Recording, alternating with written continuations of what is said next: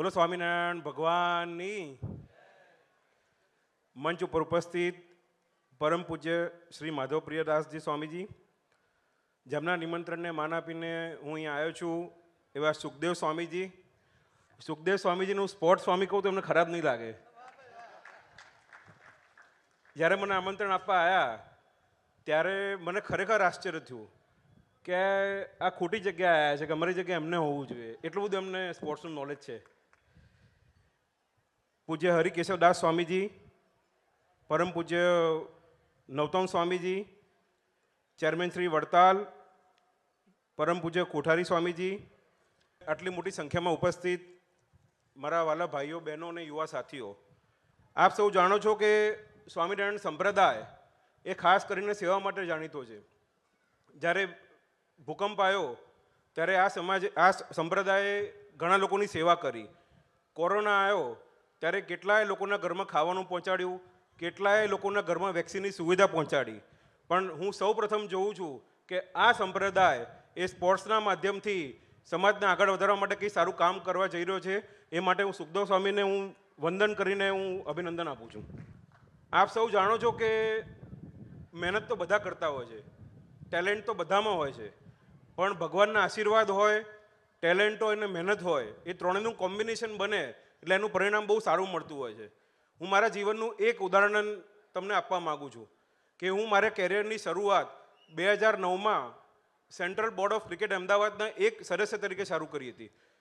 ત્યાર પછી મને કષ્ટભંજન દેવના એવા આશીર્વાદ મળ્યા, ત્યાંથી મેં ગુજરાત ક્રિકેટ એસોસિએશનના જોઈન્ટ સેક્રેટરી પદે હું રહ્યો, ત્યાંથી પછી બીસીસીઆઈના સચિવ પદે રહ્યો અને આજે હું આઈસીસીના અધ્યક્ષ છું. એમાં સૌથી મોટામાં મોટું યોગદાન એ કષ્ટભંજન હનુમાનજીનું છે. કષ્ટભંજન હનુમાનજીની એટલી બધી કૃપા છે. આપ સૌ જાણો છો કે 2023માં લગાતાર 10 જીત પછી આપણે દિલ જીત્યા પણ કપ ના જીત્યા. પછી મને એક પહેલું મંચ મળ્યું હતું ફેબ્રુઆરીમાં, જે સૌરાષ્ટ્રના સ્ટેડિયમનું ઉદ્ઘાટન હતું.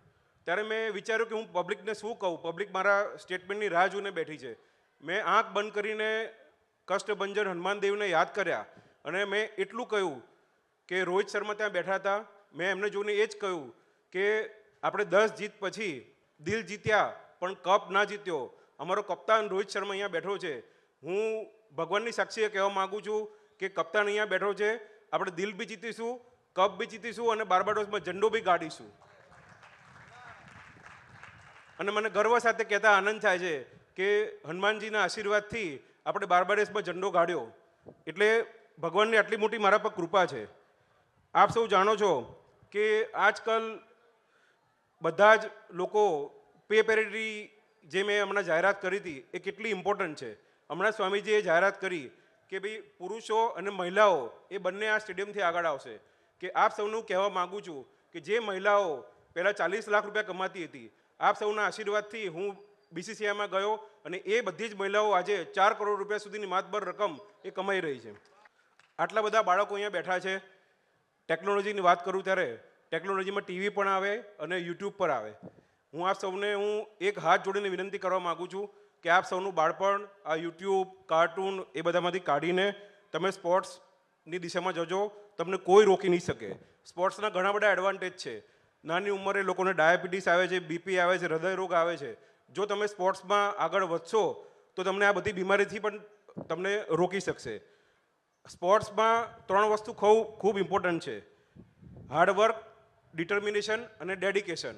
આ 3 વસ્તુઓ જો તમારા જીવનમાં તમે અપનાવશો તો તમને મોટા સ્પોર્ટ્સ પર્સન બધા કોઈ રોકી નહીં શકે. એની પૂરી ખાતરી હું આપવા માગું છું. આજે હું અહીંયા આઈસીસીના અધ્યક્ષ તરીકે આવ્યો છું તો હું તમને 2 વ્યક્તિઓનું ઉદાહરણ આપું છું. એકનું ઉદાહરણ સારી રીતે છે, એકનું ઉદાહરણ ખરાબ રીતે છે, પણ એની જીવનમાં સારી રીતે ડિસિપ્લિનનું પાલન કરીને એની જીવનમાં સારી કારકિર્દી ઊભી કરી છે. આજે આપ સૌ જાણો છો કે વિરાટ કોહલી આવડો મોટો પ્લેયર એમને નથી બન્યો. 2009માં એનું ઇન્ટરનેશનલ ડેબ્યુ કર્યું. એણે આપ સૌને આશ્ચર્ય થશે કે 2009થી 2025 સુધીમાં 16 વર્ષ થયા. 16 વર્ષમાં એને અનાજનો દાણો એના પેટમાં નાખ્યો નથી. અને એને એની સેહત એટલી સુધારી છે કે આજ સુધી એ કોઈ દિવસ ઇન્જર્ડ થયો નથી. એટલે 2009થી લઈને 2025 સુધીમાં એણે એક પણ મેચ મિસ કરી નથી. એટલે આ જ એ ડેડિકેશનનું ઉદાહરણ છે. અને ખરાબ ઉદાહરણ હું તમને એ કહેવા માગું છું કે રિષભ પંતનો બહુ ભયંકર એક્સિડન્ટ થયો હતો. એક્સિડન્ટ એવો થયો કે એના હાડકા જે છે સિમેન્ટ જેવા થઈ ગયા. પણ મેં તમને જે પહેલાં કહ્યું કે હાર્ડવર્ક, ડિટર્મિનેશન અને ડેડિકેશન, એને હાર્ડવર્ક, ડિટર્મિનેશન અને ડેડિકેશન રાખ્યું કે આપણી 2024ની વર્લ્ડ કપ જીતમાં રિષભ પંતનો ખૂબ જ મોટો ફાળો રહ્યો છે. એટલે આટલી ખરાબ સ્થિતિમાં રિષભ પંત હતો, આ ત્રણેય વસ્તુને એને પાલન કર્યું, આજે દેશને એને આટલી મોટી સિદ્ધિ અપાવી. એટલે આપ સૌને હું કહેવા માગું છું ફરીથી કે તમે જો હાર્ડવર્ક, ડિટર્મિનેશન અને ડેડિકેશન રાખશો તો તમને કોઈ રોકી નહીં શકે. જ્યારે સુખદેવ સ્વામી મને આમંત્રણ આપવા આવ્યા ત્યારે એમણે મને એવું ના કહ્યું કે જય ભી ક્રિકેટનું ઉદ્ઘાટન છે, એમણે મને એવું કહ્યું સ્પોર્ટ્સ સંકુલનું ઉદ્ઘાટન છે. અને સ્વામીજી, હું એટલે જ અહીંયા આવ્યો કે સ્પોર્ટ્સ સંકુલનું ઉદ્ઘાટન છે. હું પોતે આજે ક્રિકેટનો અધ્યક્ષ ભલે છું, પણ હું પોતે એવું માનું છું કે ક્રિકેટ સિવાયના પણ બધા સ્પોર્ટ્સને આપણો વિકાસ કરવો જોઈએ. એટલે સુખદેવ સ્વામી, ફરીથી હું આપને વંદન કરું છું કે આપણે ખાલી ક્રિકેટને નથી આવર્યું, બધા સ્પોર્ટ્સને આવરી લીધા. આપ સૌ જાણો છો કે આપણા આદરણીય વડાપ્રધાન શ્રી મોદી સાહેબ પણ ક્રિકેટમાં જીસીએના અધ્યક્ષ રહ્યા હતા. એમણે પણ ક્રિકેટ ક્ષેત્રે બહુ કામ કર્યું છે. નરેન્દ્ર મોદી સ્ટેડિયમ બનાવવામાં એમનું ખૂબ જ મહત્વપૂર્ણ યોગદાન છે. પણ એમનું એક જ કહેવું હતું કે આપણે ક્રિકેટ સિવાયની બીજી રમતને પ્રોત્સાહન આપવું જોઈએ અને એ પૈસા ક્રિકેટ માટે ફંડિંગ કરવું જોઈએ, તો જ ક્રિકેટની રમત સાચી ઠરી વળે. આપ સૌ જાણો છો કે નરેન્દ્ર મોદી સ્ટેડિયમ, જેમાં 1,32,000ની કેપેસિટી છે, અને નરેન્દ્ર મોદી સ્ટેડિયમની બાજુમાં અમે એક નાનું સ્પોર્ટ્સ સંકુલ બનાવ્યું છે કે જેમાં cricket, football, basketball, volleyball, kabaddi, kho kho, hockey જેવી બધી જ રમતોનો અમે સમાવેશ કર્યો છે. હવે આપ સૌ જાણો છો કે 2036ની વાત કરું ત્યારે આપ આટલી મોટી સંખ્યામાં ઉપસ્થિત છો. મનથી તમને કહેવા માગું છું કે આપ ભગવાનને પ્રાર્થના કરજો. હું તમને ગેરંટી આપવા માગું છું કે 2036નું ઓલિમ્પિક આપણા અમદાવાદના સરદાર પટેલ સ્પોર્ટ્સ સંકુલમાં જ રમાવાનું છે, એની પૂરી ખાતરી આપવા માગું છું. અને આપ સૌ જાણો છો કે જ્યારે આદરણીય વડાપ્રધાન શ્રી 2014માં વડાપ્રધાન તરીકે બિરાજ્યા, એના પછી 2016, 2020 અને 2024 એમાં આપણે 8, 9 અને 11 મેડલો આપણે મેળવ્યા હતા. પણ હું તમને પાક્કી ખાતરી આપવા માગું છું કે આદરણીય મોદી સાહેબ જે રીતે સ્પોર્ટ્સનો વિકાસ કરી રહ્યા છે, 2036ના ઓલિમ્પિકમાં આપણે 100 ઓલિમ્પિક મેડલો મિનિમમ જીતવાના છે. અને એમાં આપણે ગુજરાતીઓ તરીકે આપણે એક પ્રાઉડ કરવું છે કે ગુજરાતમાં ઓલિમ્પિક રમવાની છે. અને હું તમને એક ખાતરી આપવા માગું છું કે 100 ઓલિમ્પિક મેડલમાંથી 10 ઓલિમ્પિક મેડલ ગુજરાત જ લઈ આવશે, એની પાક્કી ખાતરી છે.